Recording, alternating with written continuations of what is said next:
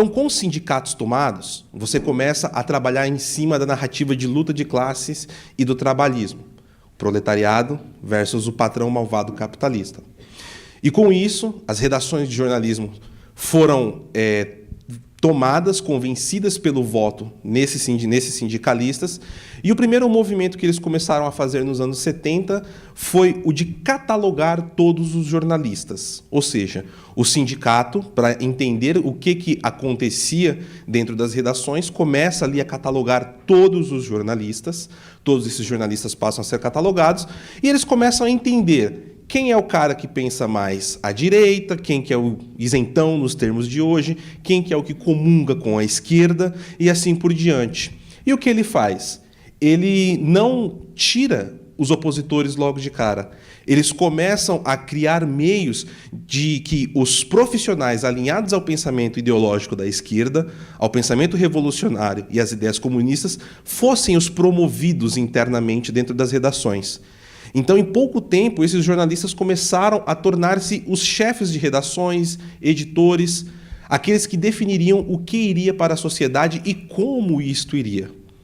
Certo? Então, isso passou aí um período de décadas com uma mídia totalmente enviesada, aliado a diversas outras frentes que vocês conhecem já, acompanham, como a Missão Integral, que foi falada aqui ontem, a Teologia da Libertação, o processo das universidades e muitos outros, aliado com a mídia. Então, é um bloco avançando em cima da sociedade, deturpando e derrubando diversos valores.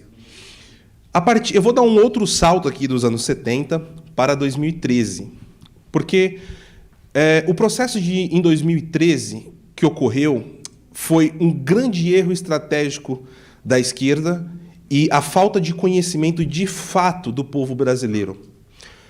Porque eu sou de São Paulo, né? Então eu acompanhei muito de perto aquela questão de não é pelos 20 centavos, que foi o estopim de tudo que nós estamos vivendo aqui no Brasil hoje.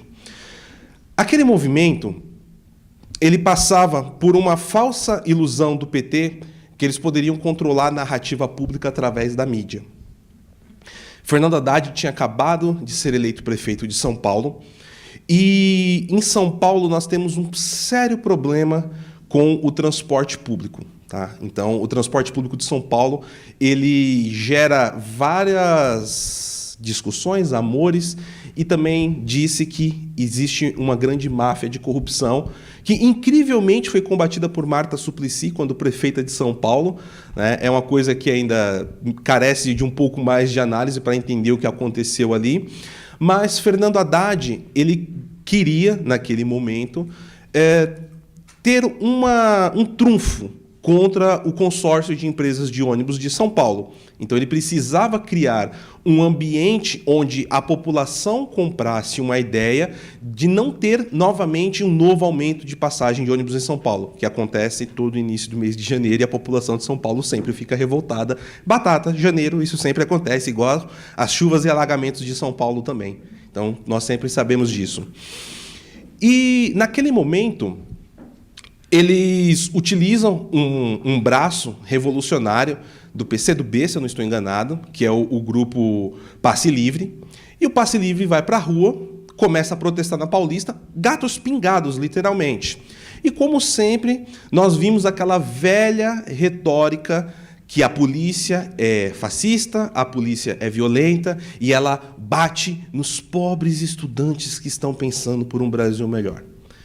E até no primeiro passo, deu certo. As imagens que passou na televisão da polícia batendo naqueles jovens brigando pela passagem revoltou muita gente. E no segundo dia, já tinha mais ou menos umas 1.500 pessoas na Paulista. No terceiro dia, 3.000. Só que o que aconteceu? O povo estava tão de saco cheio que ele já não escolhia mais a pauta. Não é pelos 20 centavos, não era mesmo.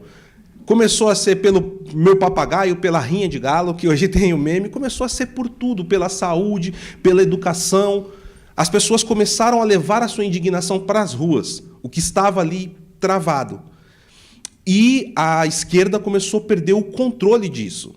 Então, teve um momento que o próprio movimento Passe Livre deu um passo atrás e falou, não, as pautas já extrapolaram, não está mais conosco. Agora é o próprio povo. Em seguida, veio os Black Blocs, que é um outro braço revolucionário para o quê? Para dissipar o movimento. Ou seja, nós estamos perdendo o controle e precisamos terminar com ele. E a população brasileira não comprou os Black Blocs. Ela afastou os Black Blocs. Por quê? É muito do que o senhor Sepúlveda sempre disse.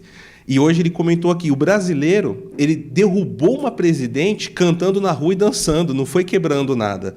Então, quando os Black Blocs começavam, a população cotidiana, normal, se afastava.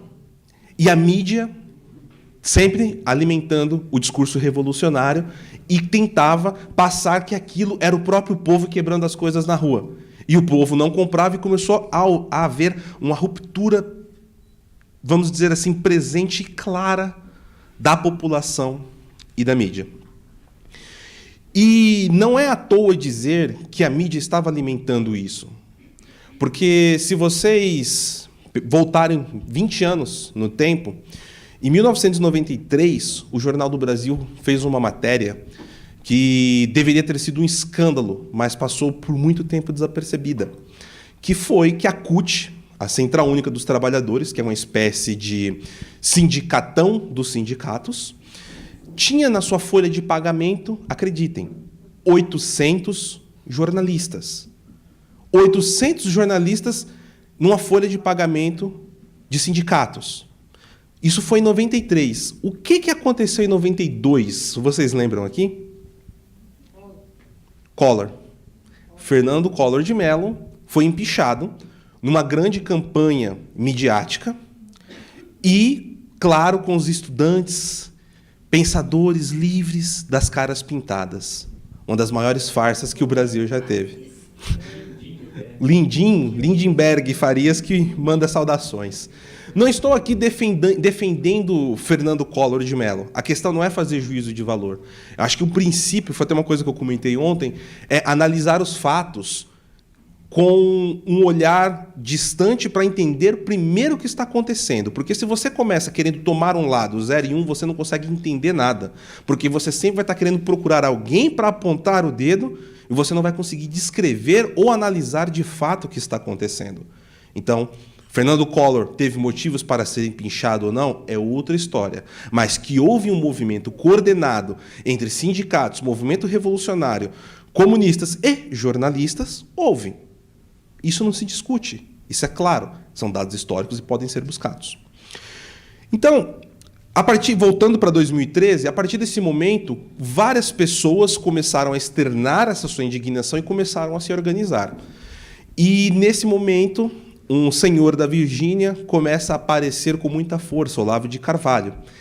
E muitas pessoas, tentando entender o que estava acontecendo, começou a internet, buscar respostas, e começou a brotar pessoas querendo encabeçar esse movimento, vários grupos de ruas aparecendo, e cada vez mais alunos do Olavo começaram a publicar nas redes sociais vídeos, textos dele, e o Olavo começou ali germinar como um derrubador de escamas, começou a derrubar a escama dos olhos de muito brasileiro.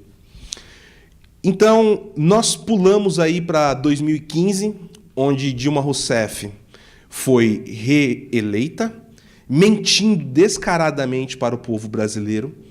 Nos primeiros dias de governo, ela foi a público e admitiu publicamente que mentiu, e ali praticamente acabou o seu mandato. Ela ficou durante 1 ano e 4 meses à frente da presidência da República de maneira figurativa. O Congresso não a queria, o povo não a queria, e a grande maioria da população sabia que aquelas eleições foram fraudadas. Foram fraudadas. Então começa um processo de letargia nacional e a mídia cada vez mais tendo um descolamento da realidade e novos, vamos dizer assim, influenciadores, jornalistas, analistas começaram a surgir na internet. Ou seja, a própria população civil começou a se organizar para se informar. Então, nós começamos a ver aí, por exemplo, a Paula Marisa, o Sr. Sepúlveda, o Terça Livre, o Nando Moura. Mais para frente nós tivemos outros como o Bernardo.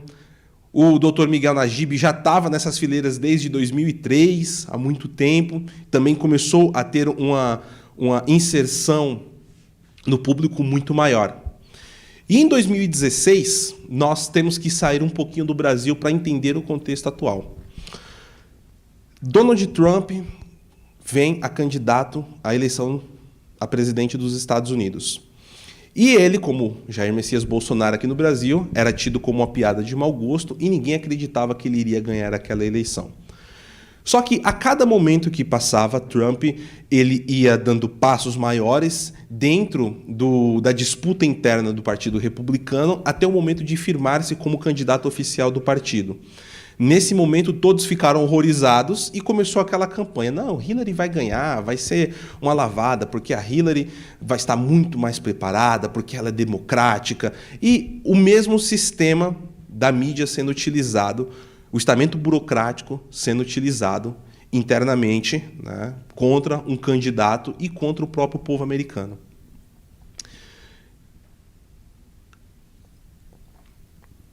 Desculpe. E o que acontece ali? Donald Trump ele cria uma verdadeira guerra de narrativas contra a mídia. Ele criou, de fato, uma guerra.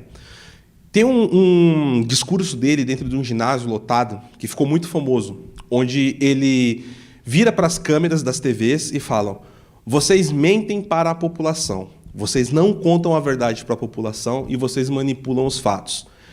Eu desafio qualquer um de vocês virarem as câmeras aqui e mostrar quantas pessoas estão reunidas dentro deste ginásio me apoiando, porque vocês só ficam filmando o meu rosto num foco fechado. E aí, estrategicamente, ele colocou uma câmera no fundo do ginásio e essa câmera começou a focar as câmeras de emissoras de TV. E nenhuma delas se mexiam. Isso foi assim como uma bomba nuclear dentro do processo eleitoral americano. E aí Donald Trump ganhou cada vez mais propulsão com pautas que eram o que o povo americano estava engasgado e estava engolindo, como uma verdade absoluta que a mídia colocava, que grupos minoritários, barulhentos e organizados colocavam, e o americano, que é o redneck, que é aquele que trabalha nas fábricas, na roça, que é o agricultor e que é, de certa forma, a locomotiva do país americano, começou a verem no discurso de Donald Trump aquilo que eles queriam. E Donald Trump, nesse local, começou a chamar esses veículos de fake news. Passou a eleição, Donald Trump ganhou, para desespero da grande mídia, de muitos grupos, de empresas como Google, Facebook e muitas outras. E começou um processo dentro da mídia americana de adotar o termo fake news e falar: não, Donald Trump ganhou porque ele criou várias fake news para garantir a eleição e enganou o povo.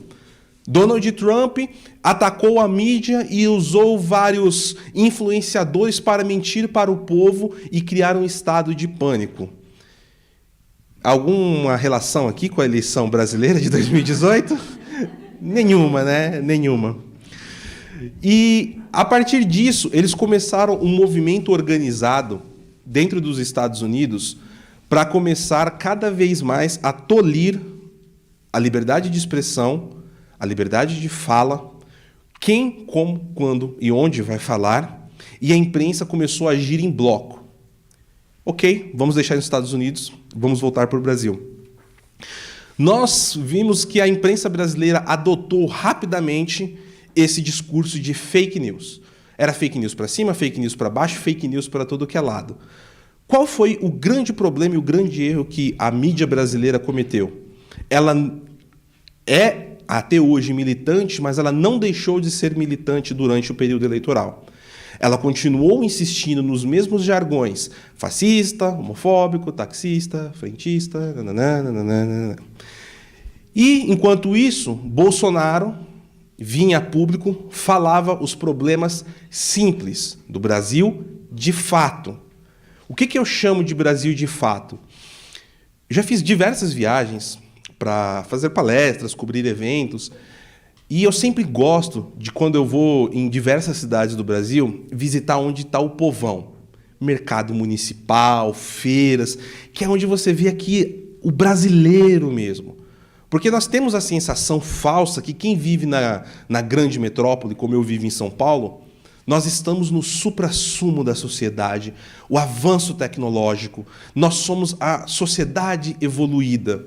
Mas quando a grande parte do Brasil não está ali, ali está o poderio econômico, mas a vida, as augúrias, as dificuldades, os sonhos, aquilo que se almeja, não está nos grandes centros. Então, eu gosto muito de observar isso. E o Bolsonaro fala de uma forma que chega nessas pessoas. Ele não é, por exemplo, um Alckmin, que parece um chuchu, um picolé de chuchu, que é o apelido dele, que não vai para lugar nenhum, é insosso. Ou Ciro Gomes, que chega e fala assim, não, porque 5% de 2% você corta dividido por 2 e dá 1 bilhão. Aí você pega o seu José, que vende fruta, ele vai olhar assim, pô, eu entendo aqui o que eu faço, mas esse cara tá falando de taxa Selic, eu não estou entendendo nada. E aí ele pega, recebe um vídeo no WhatsApp, que tem um cara falando, olha, o presídio de Pedrinhas para mim é uma maravilha. Você não quer ir para lá? É só você não roubar, é só você não matar, você não estuprar, não cometer latrocínio, que você não vai para lá, porra. Acabou, acabou. Isso vai direto na população. É o discurso que chega direto na população. Novamente, aqui não é falar assim, estou falando porque você vota no Bolsonaro. Que não sei. Não, esse não é o ponto. O ponto é você analisar os fatos que ocorreram no Brasil.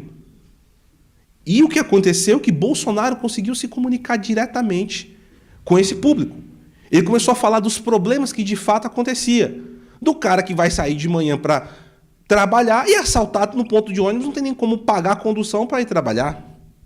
Das empresas que estavam fechando.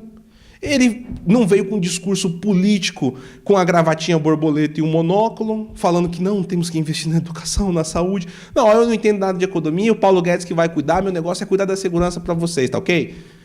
E aí o povo, pô, legal, esse cara é cabra macho. E a esquerda, eles cometeram um erro eleitoral muito grande, porque eles acreditam que puramente o assistencialismo é o que mantém de certa forma, uma triste realidade, que é um curral eleitoral e psicológico que eles fazem no Nordeste. E só que, de certa forma, eles erraram, porque eles não viram que os valores no Nordeste são muito fortes. O respeito à família, o respeito aos pais, bença pai, bença mãe, bença avô, a religião, independente de qual seja. Os valores são muito enraizados no Nordeste. E eles começaram a empurrar a agenda progressista para lá também. E isso caiu como uma bomba. E o pessoal lá não quer saber se direita é isso, se esquerda é aquilo, se o proletário é isso. A grande massa, a grande população não está preocupada com isso. Você está preocupado se ele vai ter comida para comer. E se aquele cara que está falando é um frouxo ou é um cabra macho. E por isso que o Ciro consegue enganar muitas pessoas com aquele discurso coronelista dele. Então, com isso, Jair Messias Bolsonaro foi eleito presidente da República no meio de diversos ardis durante o processo eleitoral. Como assim diversos ardis? Lembra que eu comentei da fake news? Nós tivemos a criação de uma instituição aqui no Brasil, ou algumas instituições chamadas agências de checagem. E as agências de checagem é uma das maiores falácias que existe no território nacional brasileiro. Eu vou me ater aqui a uma, a agência Lupa, que é a mais famosa. Algum de vocês já procuraram ver o que é a agência Lupa? A agência Lupa, você coloca no Google e entra no site deles. Primeira coisa, piauí.folha.ol.com.br. Revista Piauí, uma das maiores publicações revolucionárias e esquerdistas que o Brasil tem. E uma coisa que é muito engraçado, que o mascote deles é um pinguim. E você vê ali o duplo pensar dentro do próprio mascote, porque você entra na agência Lupa, o pinguim tá assim, né? Parece o Sherlock Holmes com a lupa na mão. E aí você entra no site da própria revista Piauí, o pinguim tá vestido de Che Guevara. Olha só, esses são os caras que checam. E aí, uma outra coisa que eles não contavam, que é com o poder reativo da população brasileira. Porque a direita brasileira, ela tem uma característica que é boa e, ao mesmo tempo, é ruim. Que ela é extremamente reativa. Ou seja, ela não é organizada, ela não é planejada, ela não tem coalizão, ela não tem absolutamente nada neste sentido, propriamente dito.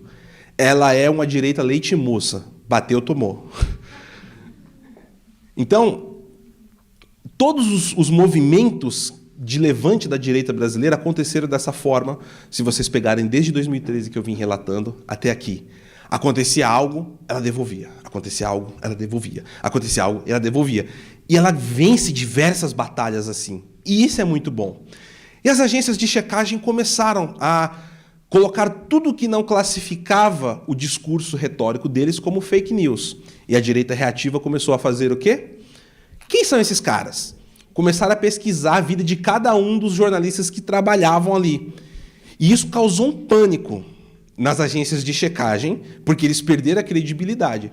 Se vocês entrarem nas agências de checagem e procurarem, primeiro, os nomes famosos da esquerda que estavam lá dentro, como Sakamoto na Piauí, não estão mais. E os que estão lá, pode vasculhar a rede social. O máximo que vocês vão achar é LinkedIn. Totalmente profissional, não acontece nada. E essas agências de checagem foram utilizadas como um ardil revolucionário dentro das eleições. Como assim? Vocês podem pegar ali, por exemplo, o caso famigerado do Caixa 2 do WhatsApp. As ilícitas tiazinhas do WhatsApp que foram compradas para mandar mensagens. E eu nunca vi uma prova, um print que seja desse Caixa 2 do WhatsApp.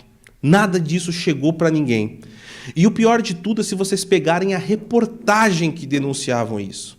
Eles criaram um grande alarde, gigante, como se isso fosse uma verdade de fato, sem estrutura jornalística alguma.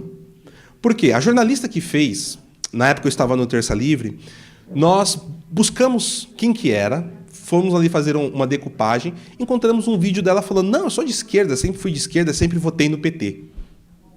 Ok. E aí você começa a olhar o processo jornalístico que foi feito.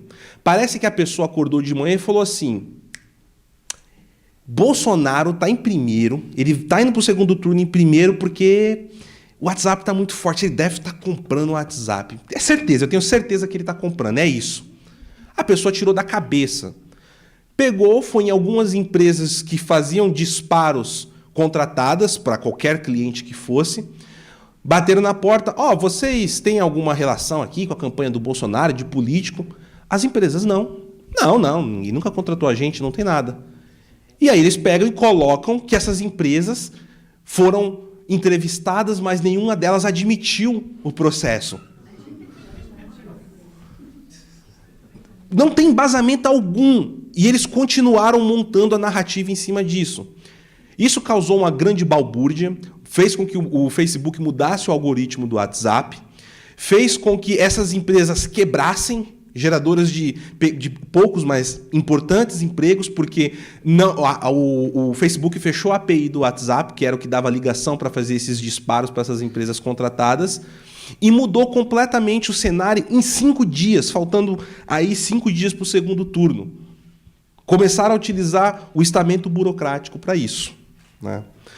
Então, se nós pegarmos aí, é um grave uso da mídia de maneira fraudulenta para poder tentar fraudar uma eleição com fake news, acusando os outros de fake news. E vocês querem um dado interessante? Em 2000, isso vocês lembram que não teve prova alguma, não teve nada.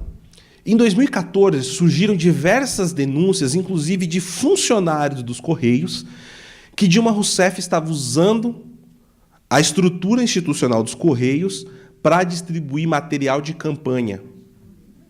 Lembram disso? Em 2014 teve essa denúncia? Exatamente, aqui em Minas Gerais foi um dos locais que mais aconteceu. Não teve repercussão quase nenhuma na grande mídia. Por quê? Acho que a resposta está clara. Porque aquilo favorecia os senhores que compram a grande mídia de maneira geral. Então, esse foi o grande erro, né, que aconteceu em 2018 com a mídia. Só que, eu até peço desculpas por estar sendo tão longo, mas aqui é o ponto principal da minha fala, que é onde que eu gostaria que vocês tivessem mais atenção. Porque está acontecendo um reagrupamento estratégico e esses erros estão sendo revistos.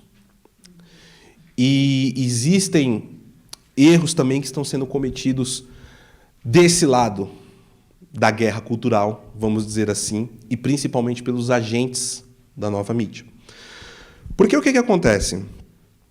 Começou a ser posto em prática, não agora, já em 2016, 2017 isso começou, mas aquela semente que foi plantada começa a germinar de maneira muito forte agora, que é um ressurgimento extremamente forte da estratégia das tesouras.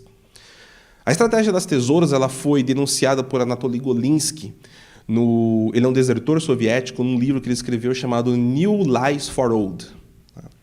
E nesse livro ele detalha o que é a estratégia das tesouras. De maneira bem resumida, é você dominar todo o sistema midiático, econômico e político de um país, onde você tem dois partidos políticos que disputam entre si, um com o discurso moderado, outro com o discurso mais radical, mas os dois sempre comungando da mesma agenda. O que nós tivemos aqui com o PSDB e o PT. Só que o brasileiro já sabe quem que o PSDB é e já jogou o PSDB lá para a esquerda da esquerda, não é mais a direita da esquerda. Só que com esse processo no Brasil, vamos dizer assim, eclodindo, eles começaram a selecionar quem poderia ser a direita aceitável do Brasil. Vou chegar lá. Então, eles começaram ali a classificar quem que são os aceitáveis da direita, né? Entre muitos outros, o MBL, que eu vou falar ali daqui a pouco.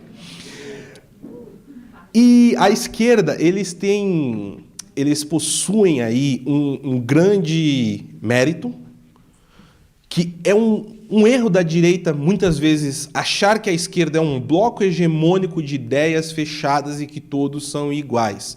Não são. Como a direita também não é. É um erro absurdo classificar todos dentro de uma caixinha. Esse é o primeiro erro, mas a esquerda ela tem uma capacidade muito forte de coalizão. Eles juntam-se em grupo quando eles querem defender determinada pauta e eles dispersam quando estão trabalhando por interesses pessoais. Vocês viram, na eleição, PT, Ciro, Boulos, a esquerda se degladiando ali por conta da eleição de 2018, e esse ano eles já estão todos juntos. Mas esse processo de uma fabricação de uma nova estratégia das tesouras, ele está trabalhando com alguns personagens muito característicos e conhecidos por nós. Então, o primeiro é a grande mídia. Novamente ela, que é aqui o foco da minha fala. Por quê? Ela precisa criar o senso comum do que está acontecendo. Então, a mídia começa a fabricar crises toda semana, sem fim, no Brasil. Todas as semanas, desde fevereiro, o Brasil vive uma crise diferente. Eu até elenquei aqui algumas para vocês. O Bibiano, Carlos Bolsonaro, Olavo de Carvalho versus os militares, cortes na educação, Amazônia, a mulher do Macron, porque quando não tem assunto você tem que falar que... Nossa, falou que a mulher dele é feia, meu Deus, ai, que horrível. Enquanto isso, Macron ameaçou a soberania do Brasil, colocou o Brasil como um capacho do G7, ou ele tentou fazer isso, por diversos interesses escusos. Enfim, eu não vou entrar nesse tema aqui, tem um vídeo no meu canal, se vocês quiserem ver sobre isso, que eu explico um pouco mais. Nós temos aí a reunião do G20, que foi muito engraçada. Todos falando, não, porque o Bolsonaro vai fazer o Brasil passar vergonha, porque o Ernesto Araújo, chapéu de alumínio não sei o quê, e o Felipe G. Martins, blá, blá, blá, mimimi, pipipi, popopó. E, de repente, não, Macron não vai falar, a Merkel já falou que o Brasil é isso e aquilo. A gente vê o Bolsonaro colocando Merkel no bolso, Macron sai uma foto, a gente sabe que no fundo isso não significa tanto, mas estava lá servindo água para o Bolsonaro, bom certo, né? E o Brasil volta com um grande acordo, né, entre a União Europeia e o Mercosul comercialmente. Não vou entrar no mérito também do quão bom foi, mas foi um acordo positivo em linhas gerais. E para finalizar, né, essa lista aqui de caos que a mídia vai causando a cada dia, até a mesa que a esposa do Sérgio Moro fez para ele esperando em casa foi caso de debate, analistas comparando se ela colocou o garfo do lado certo ou não, e assim por diante. Bom, a mídia, então, cumpre o seu papel criando o caos e deixando a população confusa. Lembra que eu falei no começo que parece que nós estamos no meio de um tiroteio, você não sabe o que está acontecendo, você começa a duvidar, porque você começa a olhar assim, peraí, eu acredito nos meus olhos ou eu acredito no que esses caras estão me falando? Lembro aqui da piada de Groucho Marx, né? Que falava, você vai acreditar nos seus olhos ou em mim? Porque você começa a ter dúvidas se o que está acontecendo no Brasil é isso mesmo? Será que eu estou ficando doido e estou fechando meus olhos para a realidade? Porque é um ataque em massa a praticamente todo mundo. Aos influenciadores. Eu, por exemplo, saí na lista negra do Estadão no começo do ano. A Paula também saiu, né? Não, não saiu? Uhum, tá bom. Eu acordo de manhã para ir para a missa, minha esposa fica assim, saiu uma matéria no Estadão e você está nela. Eu, oi? É o quê? Aí fui ver, estava lá, falei, lista negra. E foi engraçado que o efeito sempre é reverso, né? No meu Twitter, acho que eu cresci umas 10 mil pessoas, né? Graças a Deus. Mas o que começa a acontecer? A esquerda, ela começa a mapear quem está nas outras trincheiras, já que eles não podem criar a estratégia das tesouras dentro do seu próprio espectro, quem está suscetível a esse discurso, a esse propósito. Então, eles começam a usar ali, por exemplo, jornalistas. Jornalistas que são de direita, a direita aceitável, eles começam a linkar. Então, eu vou citar aqui alguns nomes, vamos ver o que vocês acham. Marco Antônio Villa. Joel Pinheiro. Carlos Andreasa. E aqui eu não estou falando que esses caras são de esquerda, são comunistas, não é nada disso. Mas eles têm um discurso suscetível a ser captado. Porque existe vaidade, existe ego, existe a vontade de aceitação, busca por poder, interesses próprios. Quem não lembra aqui, por exemplo, do Andreasa falando, porque eu sou conservador de lastro? Aquilo é um ataque de ego extremo. E isso não significa que ele é esquerdista. Mas você não precisa ser esquerdista para colaborar com a esquerda. Ou com o movimento revolucionário em si. Entendem como é difícil essa análise? Como é complicada? Você pega, por exemplo, o Joel Pinheiro. A Jovem Pan, depois que o Felipe Moura Brasil assumiu a direção de jornalismo, ele começou a tirar esses histéricos aos poucos. Villa, Joel Pinheiro, foi tirando. E o Joel Pinheiro foi parar num canal do YouTube chamado My News, que é um canal isentão, vamos dizer assim. Isentão de esquerda. E lá ele foi fazer um programa com o Sakamoto, o Japa Comuna. E o programa era sem treta. Por que sem treta? Não, é porque você coloca um jornalista de esquerda e um de direita, Joel Pinheiro, direita, para poder discutir os problemas e os grandes debates que existem no Brasil de hoje. Aí eu não vou nem me aprofundar, só vou pedir para vocês, acessem o Twitter do Joel Pinheiro, percam 15 minutos lá, vocês vão ver o quão de direita que ele é.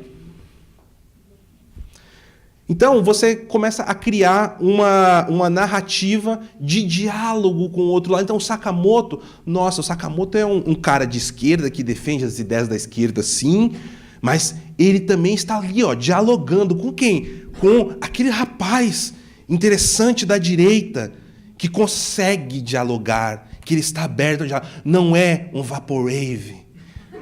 Ele não é um fascista, um mave. Não, não é. Vocês começam a entender como é construída a narrativa em cima disso? É muito sutil. Enquanto isso, o que cada um de nós aqui estamos preocupados? Acordar cedo, trabalhar, garantir o pão, criar os nossos filhos. E olha tudo isso acontecendo e você sendo bombardeado. E aí você passa para um outro grupo, depois dos jornalistas, que são suscetíveis, que são quem? MBL. Enfim. Você pega movimentos de rua, como, por exemplo, o Movimento Brasil Livre. Lembra que eu falei que em 2016, 2017 começou um movimento para você eleger quem que ia ser a direita aceitável? O pessoal já sabia, já sacou quem que eram os meninos do MBL. E o MBL ele começa a atuar por causa própria. Ele entra na política, com Fernando Holliday, Arthur Duval, com Kim Kataguiri. Tá errado? Não, a escolha deles, normal. Só que o MBL tem uma intenção clara de poder que eles nunca esconderam de ninguém. Eles têm a intenção de tornar Kim Kataguiri presidente do Brasil daqui a 12 anos. Ponto. É verdade, isso é fato. Vocês acham que é à toa que o Kim Kataguiri, a primeira coisa que ele fez, ele desceu do avião em Brasília, sou candidato a presidente da Câmara de Deputados. É lógico que ele não tinha chance nenhuma. Mas o que é a imagem que ele queria passar? Qual que é o discurso retórico que ele queria passar? Jovem destemido, preocupado com as ações do Brasil, que vai limpar a corja de Brasília. Tudo é o discurso que você vai implantando. E você vai utilizando outros braços, como, por exemplo, o Renan Santos, que eu não... Deixando claro, não estou acusando de nada, mas se eu fosse fazer uma análise rasa, que é uma coisa que eu não gosto, podemos dizer que o Renan seria o José Dirceu do MBL. Né? Ele atua como José Dirceu ali por trás da cortina, dando as diretrizes. E você vai vendo cada vez mais o MBL mostrando as suas garras. Por quê? Quando tem alguma ação boa no governo, o Ministério de Paulo Guedes, porque Ministério X ou Y, quando alguma coisa ruim ou algum erro, que sim, o governo comete erros também, isso tem que ficar claro. Governo Bolsonaro, família Bolsonaro, Carlos Bolsonaro, Bolsonaro. Ah, agora vamos atacar quem são o pessoal que entrega Red Pill nas redes sociais. Vamos atacar, então vamos fazer a direita chapéu de alumínio. Vamos atacar o Olavo de Carvalho, vamos atacar a menina da Rússia, lá, Débora G. Barbosa, vamos atacar todo mundo. Vamos atacar o Lilo, não sei se a Paula também estava no meio, estava. Atacaram todo mundo. Tá todas, né, Paula?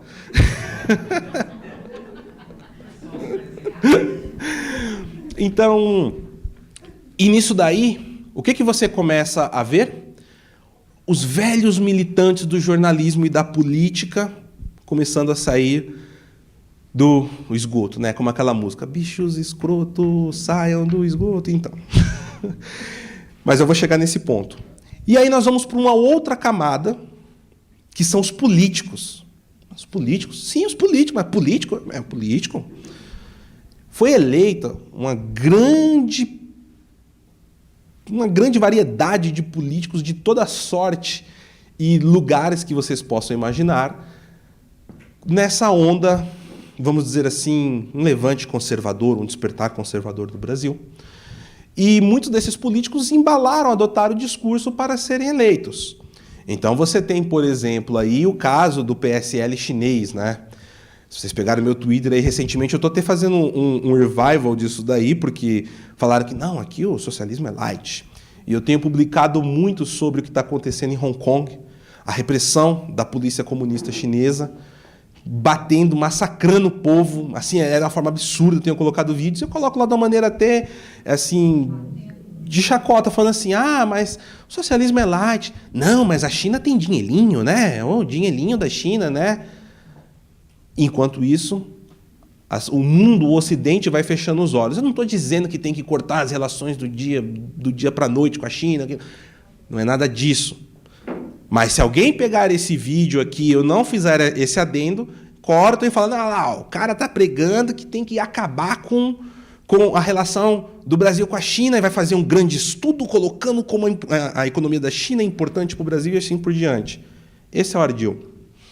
E eles começam a pegar os políticos de Brasília que são suscetíveis. Então, nós temos aí diversos exemplos que vêm acontecendo. Luiz Miranda, nós temos lá tio Trudes, nós temos Alexandre Frota, cara. São vários aqui, porque aqui o negócio é violento, né? E por que isso acontece? Eu não sei quantos de vocês aqui conhecem Brasília, mas Brasília é uma cidade que ela parece um vórtex. Ela respira as instituições públicas, a política, e aonde você vai tem um parente de um político ou de alguém do segundo escalão, e é sempre aquilo. E é uma cidade que ela começa a colocar você dentro de um universo paralelo. Você começa a ser absorvido por aquele mundo de ilusões, de práticas duvidosas, do ego. Você começa a duvidar até mesmo de quem você é. Eu não estou falando da população de Brasília, mas eu estou falando dessas pessoas que saem daqui, viram políticos, vão trabalhar no governo, chegam em Brasília. É uma coisa, é difícil até de explicar. É como a gente pode dizer que, independente de esquerda, direita, diagonal, Brasília, ela cria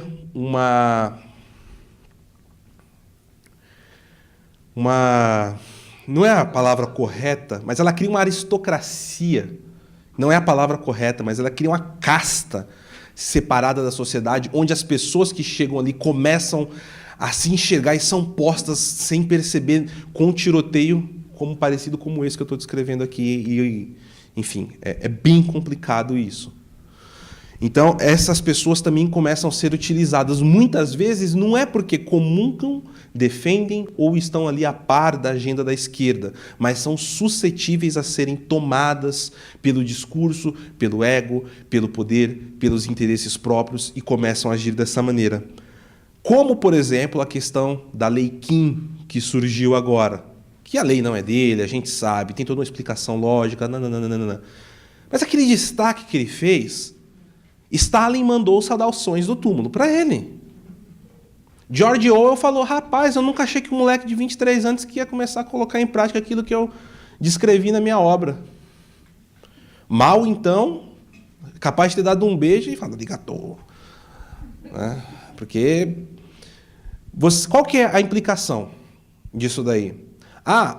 O ônus da prova é de quem acusa. O Kim negou isso, mas depois apareceu o vídeo dele falando explicitamente isso. E aí, como é que isso é provado? Não, vai quebrar o sigilo telefônico, o sigilo bancário, correspondência, a cor da cueca, o ano que casou, o dia que perdeu a virgindade, primeiro beijo. E aí? Você começa a trabalhar com isso como uma arma de limitação. Porque ninguém quer passar por isso. Ninguém quer passar por isso. Estando certo ou errado, ninguém quer pensar em ter um processo nas custas com o advogado. Porque, lembrando, nós aqui, todos nós estamos preocupados com o quê? Acordar cedo, trabalhar, colocar a comida num prato na mesa, criar os nossos filhos. Todos nós aqui trabalhamos, temos outras atividades além do que nós estamos fazendo aqui, e é uma luta diária. Por exemplo, como é que eu vou pagar um advogado para isso? Se eu entro nessa lei. Então você começa a fazer um processo de censura velada, como foi o caso do STF com a lei de criminalização da homofobia. Vocês todos aqui sabem que existe uma militância, que essa militância faz parte do uso revolucionário, que faz parte de uma agenda, tananana. Mas se eu continuar falando aqui é capaz de eu ir preso. Se você, tia do WhatsApp, recebe uma mensagem, compartilha ela, você pode pegar de 2 a 8 anos de prisão. Pessoal, para vocês terem a noção de como isso é esdrúxulo, hoje vale mais a pena eu chegar lá na porta do Congresso, dar uma voadora com os 2 pés no peito de uma mulher política lá, ou de um homem, pegar eles, jogar na lata do lixo, chamar do que eu quiser, eu vou pegar uma pena menor do que se eu mandar uma mensagem no WhatsApp. E aqui eu não estou falando para ninguém fazer isso, pelo amor de Deus. Mas é só um exemplo, é só uma questão de senso de proporção que está faltando. E aí, você começa a ver o quê? Lembra que eu falei dos bichos escrotos que saem do esgoto? Você começa a ver, por exemplo, a Maria do Rosário saindo em defesa de quem? Do MBL. O Panúzio elogiando a maturidade política do Kim, do Holliday, do Frota. Maturidade política do Frota? Cara, na época das eleições, eu olhava pro Frota e eu falava, eu não acredito que tem gente que tá falando que esse cara é direita, é Bolsonaro. Cara, como assim? É a mesma coisa de votar no Tiririca. Eu ficava indignado com aquilo. Não falta esse senso à população. Por quê? Lembra que eu comentei que a direita no Brasil é reativa. Leite moça, bateu, tomou. Vocês entendem porque existe o lado bom disso e agora porque existe o lado ruim disso também? Ela só reage. E isso faz com que ela seja pautada pela grande mídia. Ela seja pautada pelo que a esquerda está empurrando dentro do Congresso, dentro do Judiciário. Nós só reagimos, nós não temos propostas, vamos dizer assim, nós não estamos propondo. E quando eu falo nós, não estou falando de político. Esqueçam político. Nós, sociedade civil, o que nós temos feito aqui na cidade de Belo Horizonte, no bairro de cada um de vocês, na rua de cada um de vocês? Qual a ação que cada um de nós estamos fazendo para cuidar do nosso próprio quintal? É isso que nós precisamos pensar. É aí que está a mudança de fato a longo prazo, que foi outra coisa que já foi dita aqui nesse simpósio. Não existe estalar de dedo, solução mágica do dia para a noite. Não existe. E cada vez mais nós estamos presos nisso. E aí, para responder a pergunta inicial, que é o tema dessa palestra. Quais os desafios da nova mídia? São diversos. E quem é a nova mídia? População civil organizada. É o pessoal do YouTube, é o pessoal dos podcasts, que está crescendo muito. São as tias do Zap. Somos todos nós. E existem alguns problemas muito sérios que muitos aqui podem até achar estranho que eu vou falar. Mas falta as pessoas respeitarem, às vezes, uma ordem prática das coisas. Que para você resolver certos problemas, primeiro você precisa entendê-los. Para depois você colocar propostas. E se você é só um propagandista do caos, você só vai servir para o caos. Quantos canais não existem no YouTube que fica... Agora acabou, vão querer derrubar Bolsonaro, e não sei o quê, agora Toffoli não sei o quê, e babá. E todo dia planta um outro apocalipse. Você vê apocalipses da grande mídia e esse pessoal, que eu costumo chamar carinhosamente de camada 4 da personalidade, fazendo isso. E esses mesmos idiotas úteis servem de boi de piranha para o discurso revolucionário do chapéu de alumínio, da terra plana, e assim por diante, outros absurdos. Enquanto tem pessoas fazendo um trabalho sério e dedicado, é colocado no mesmo cesto de ovos. Para o quê? Tentar tirar a credibilidade da população. Está funcionando? Está funcionando. Está funcionando. Acreditem, está funcionando. Porque é aquele exemplo que o senhor Sepúlveda deu da pedra. Você joga a pedra e aí ela vai reverberando as ondas. Vocês acreditam de fato que a tia do WhatsApp, a grande maioria, o senhor José Lavrador, ele consegue fazer um acompanhamento, mesmo que conturbado, que nós fazemos do dia a dia, sem acesso a YouTube, sem acesso a tudo isso? O que ele tem é o Jornal Nacional, é a CBN, que ele vai ouvir no radinho dele lá puxando a enxada. O Brasil de verdade, lembram que eu comentei disso? O Brasil de verdade não está na internet. Nós somos somente propagadores. E se nós não estamos conseguindo filtrar isso, o que dizer dessas pessoas? Que é o Brasil, de fato, são a grande massa brasileira. Tem aquela questão positiva e negativa, da questão da direita ser reativa. Sim, mas os problemas também estão postos. E você tem um problema maior. Dentre os principais formadores de opinião da direita, é uma grande desunião. É uma desunião absurda. Absurda. E nós temos muitos carreiristas. É triste dizer isso, mas é a realidade. Tem muita gente grande na direita brasileira que está preocupada com seus interesses próprios.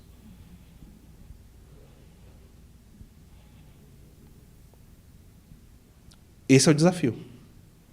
Esses são os problemas que nós temos. Como vencê-los? Precisamos encontrar uma solução junto. É isso, pessoal.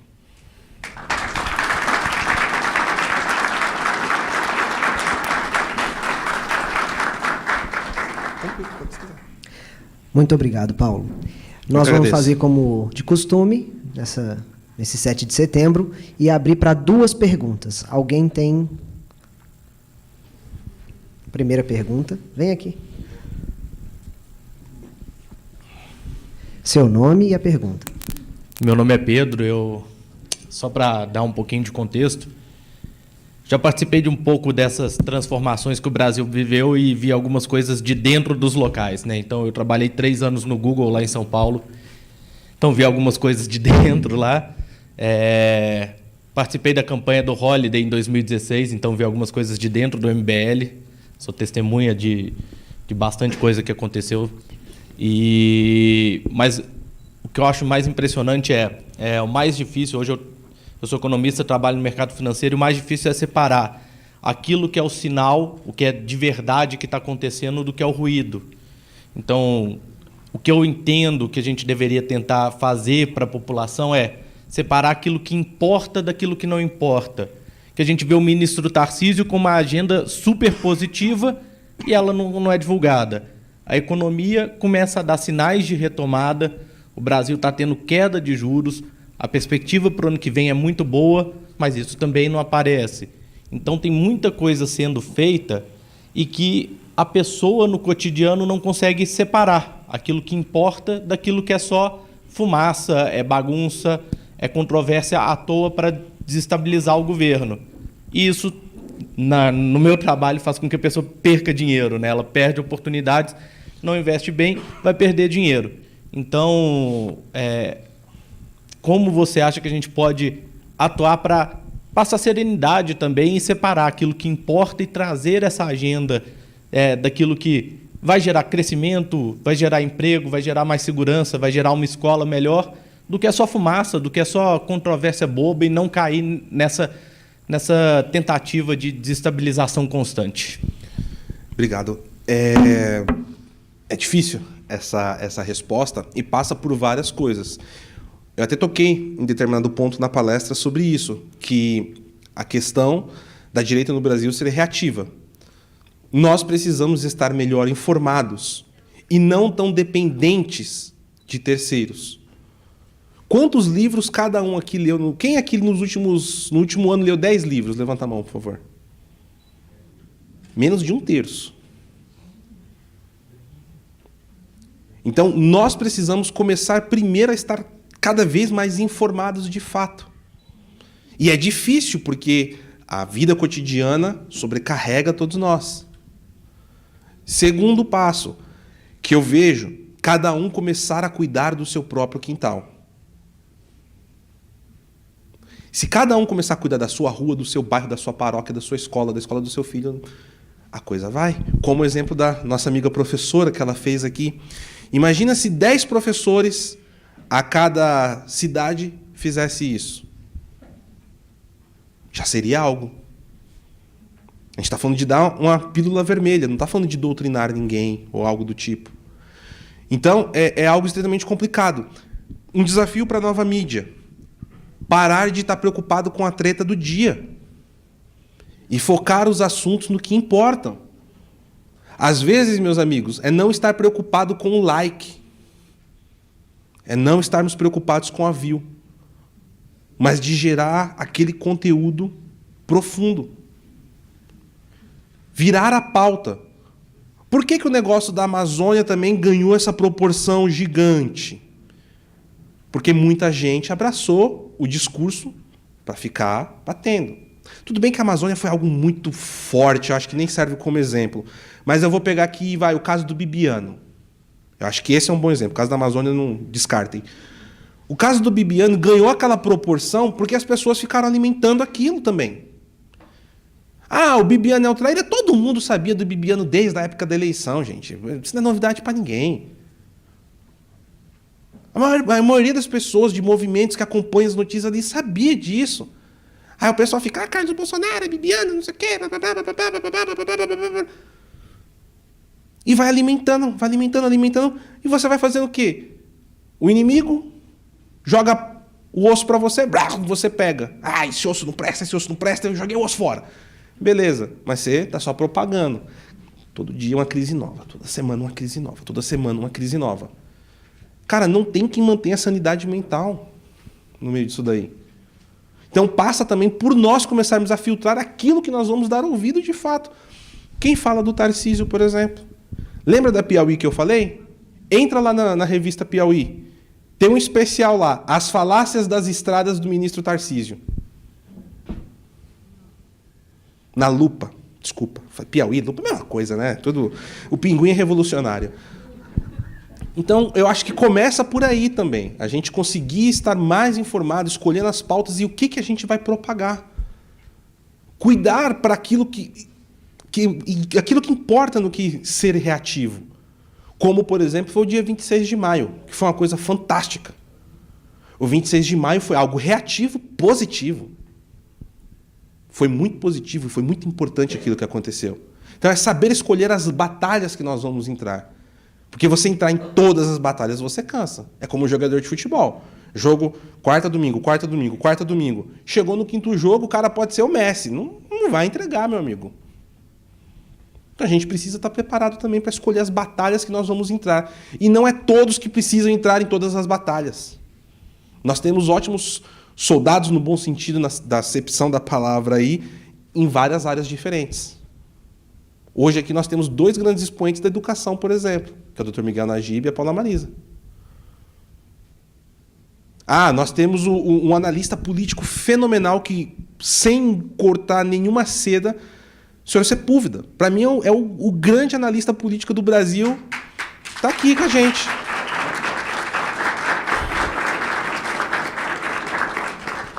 Eu me sinto honrado de ter amizade com ele. Nós temos profissionais dentro da mídia que também estão aí e não podem ser colocados nesses cestos de ovos da mídia toda é podre. Eu tenho um grandíssimo amigo que é um homem fantástico como intelectual, como jornalista, que é o Luiz Vilar. Ele trabalha em redações de diversos jornais, revistas no Alagoas, faz um trabalho fantástico. E está na grande mídia. E nós temos outros aí, em diversos veículos grandes, que fazem trabalhos excelentes. Então também é procurar não colocar uma casinha fechada para tudo. Saber distinguir o que é discurso e o que é pessoas. É mais ou menos isso que eu penso. Eu não acho que isso é uma verdade de fato, é uma receita de bolo. Mas é como eu olho as coisas, é como o resultado do que eu venho observando. Né? Mas não é uma receita mágica isso. Longe disso, não tenho essa pretensão.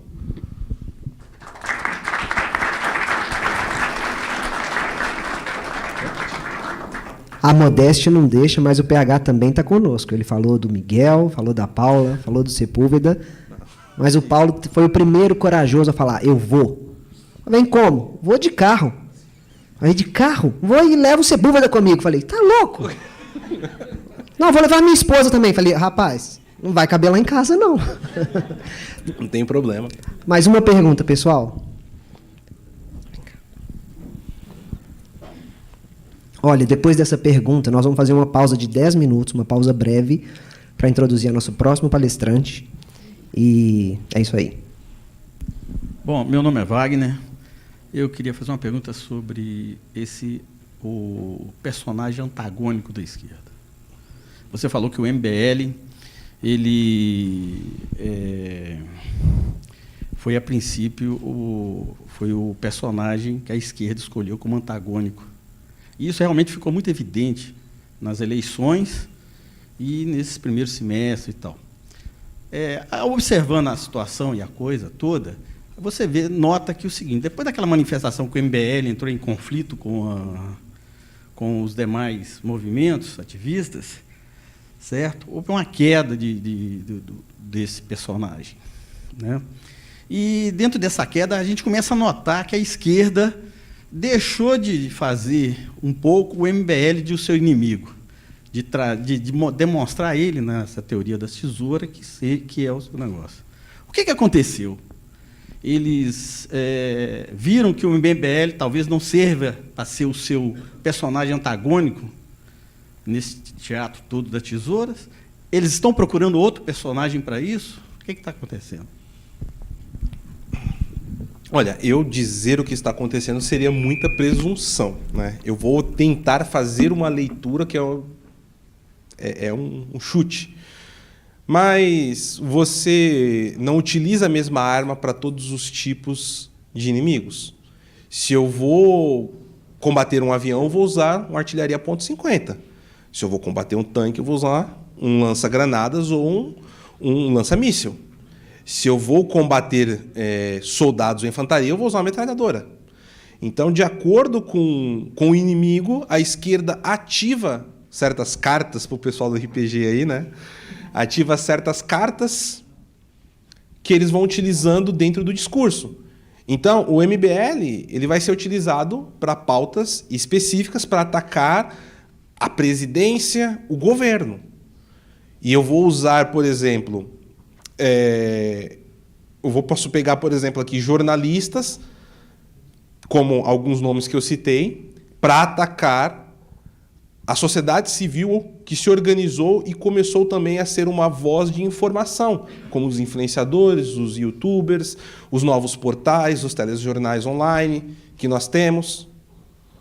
Então, assim, eles trabalham em cima de cada inimigo específico. E para cada inimigo eles usam um tipo de ação diferente e compram isso. Quando eu falo compram, não é com dinheiro.